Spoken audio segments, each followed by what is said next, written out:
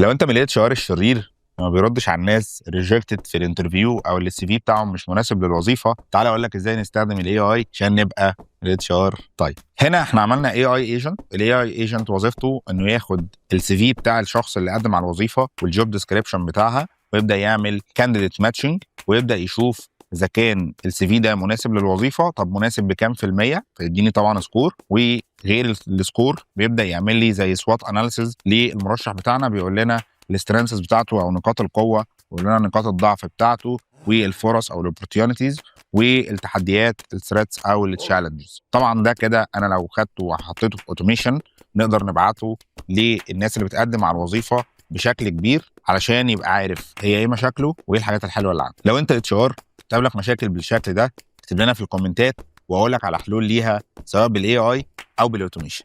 وما تنساش لو عايز تعلم داتا واي اي يبقى ماشيين فوق.